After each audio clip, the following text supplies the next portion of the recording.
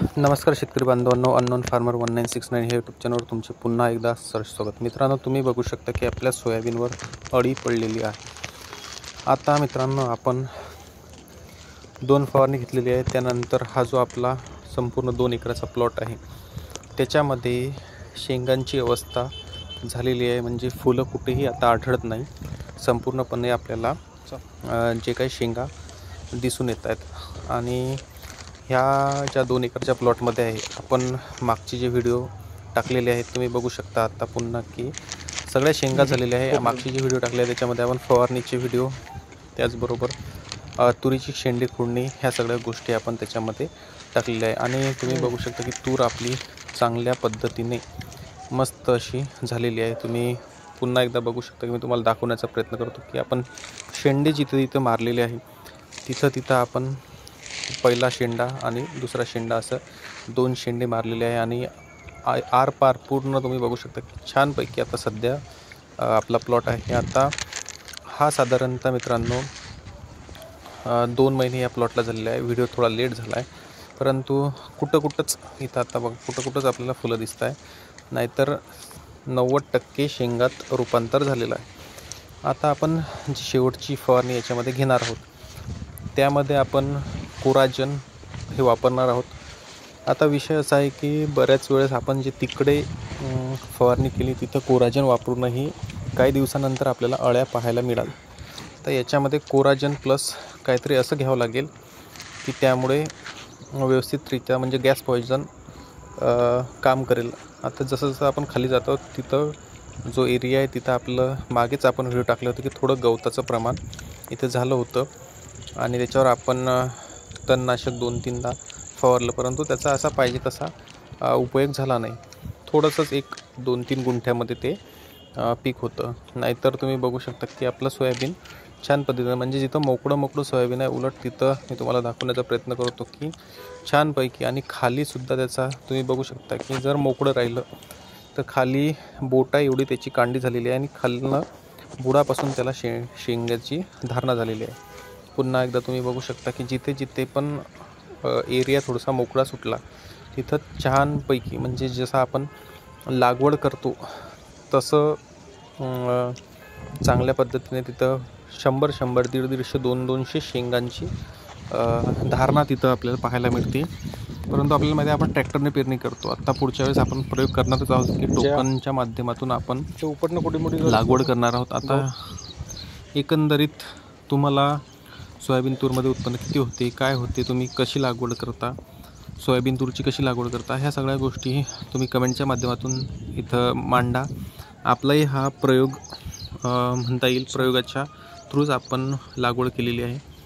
आणि इकडनं तुम्ही बघू शकता की मुद्दामनं आपण कोपऱ्यात तुरीची वय घेतलेली नाही आहे, मधात ठेवलेली आहे, कारण आपल्याला माहिती आहे की जर बांधावर तूर घेतली तर ती चांगल्या पद्धतीने होत नाही, म्हणून आपण 2-3 तास मदत सोडले आणि त्यानंतर तूर घेतले। आता याच्यातला जो फाट आहे मित्रांनो, 10.5 फूट अंतर आहे या 2 तुरीचं, ह्या आणि त्या।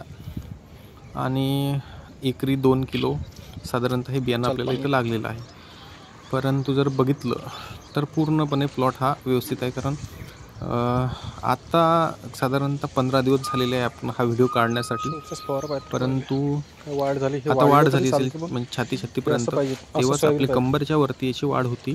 आणि जेव्हा आपण शेंडे खुडणी 2 केल्या त्याच्यामध्ये प्रचंड प्रमाणात असं तरी त्याच्यामध्ये हे पाहिजे म्हणता येईल, तूर फांद्या त्याला फुटवे बरेचसे असे फुटलेले आहे। आज तुम्ही बघू शकता की आपण जिथं हिंडतोय तिथं थोडं सोयाबीन पतलं झालेलं आहे। तिथं तुम्ही बघू शकता की छान पद्धतीने खालनं, म्हणजे पतलं असल्यामुळे काय झालं की त्याची ग्रोथ चांगल्या पद्धतीने झाली, त्याला वाव भेटला, त्यामुळे पूर्णपणे ते सोयाबीन असं ग्रोथ झाल्यासारखं झालं। तर पुन्हा तुम्हाला दाखवण्याचा प्रयत्न करतो की कुठेही आपण जरी गेलो तर खालनं शेंगा त्याला 10-10, 15-15, 20-20 फुटवे आहेत आणि त्या फुटव्यांना एका डांगेला साधारणतः 10-15 शेंगा आहे। आता वाढ तुम्ही बघू शकता की कुठं माझ्या कंबरपर्यंत आहे। आता आपण मदत आलेलो आहे, तर कंबरपर्यंत असल्यावरही आपण खालनं बघण्याचा प्रयत्न करतो की चांगल्या पद्धतीने त्याला सोयाबीन आलेलं आहे आणि शेंगात त्याचं रूपांतर झालेलं आहे। म्हणजे पातळ असल्यामुळे वाढ जरी जास्त झाली तरीही खालनं त्याला शेंगा लागलेल्या. आता पुन्हा बघा आपण एक एक असं बघत आणण्याचा प्रयत्न करत आहेत की कशा पद्धतीने त्याच्यामध्ये ग्रोथ होऊनही सोयाबीन चांगलं आलेलं आहे. तर बऱ्याच ठिकाणी आपल्याला माहिती आहे की सोयाबीन वाढल्यामुळे शेंगा एक 10-15 किंवा 20च आपण मागे आपल्या जो दुसऱ्या प्लॉटमधला व्हिडिओ टाकला होता त्याच्यामध्ये तीच अवस्था झालेली आहे कुठं आतमध्ये. आणि जिथं सोयाबीनची वाढ नाही आहे तिथं छानपैकी मस्त अशी सोयाबीन आणि तूर दोन्ही पण चांगली त्याची ग्रोथ आणि चांगली त्याची वाढ आहे. आता तुम्ही बघू शकता की कुठंच आपलं गवत आहे 1-2 वळीमध्ये, कारण तिकडे जो दुसऱ्या शेतातलं जे आहे ते आपल्या इथे आलेलं आहे त्यामुळेच तिथं गवत आहे. पूर्ण प्लॉटमध्ये आपल्या असं गवत नाही आहे. आणि तूरसुद्धा तुम्ही बघू शकता की एकदम मस्त अशी तूर यावेळे झालेली आहे. त्यामध्ये तुरीचं जर म्हटलं तर अजून चांगली ग्रोथ होईल. आणि आपण जे अंतर ठेवलेलं आहे आता साधारणतः आपल्याला माहिती आहे की जे लोक अंतर ठेवतात किंवा एक 7.5 पासून ते 9-9.5पर्यंत अंतर ठेवतात, परंतु आपण 10.5 फूट याच्यामध्ये अंतर ठेवलेलं आहे. आणि तुम्ही बघू शकता की मी मुद्दामून शेंडा तिथं मारलेला आहे, परंतु पूर्णपणे 2 शेंडेचे आपली खुडणी झालेली आहे. तुम्हीही अजून शेंडे खुडणी केली नसाल, भले तुमचे थोडेफार दिवस जास्त झाले असाल. आता आपल्याला माहिती आहे की एक पहिली शेंडे खुडणी 30 दिवस, दुसरी 60 दिवस, 60-65 होऊ शकता, 70 होऊ शकता, तिथपर्यंत तुम्ही ते शेंडे खुडणी करू शकता. हां, भलेही लोक म्हणत असतील की ते असं होईल तसं होईल, परंतु एक 4-5-10 दिवस कुठलंच काही होत नाही, कारण पाऊस पाणी कमी जास्त असते त्यामुळे ह्या गोष्टी होत राहतात.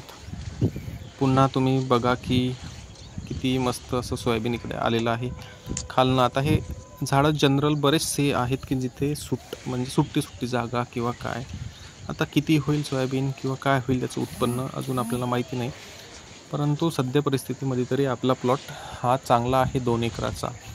तिकडेही आपलं सोयाबीन चांगलंच आहे.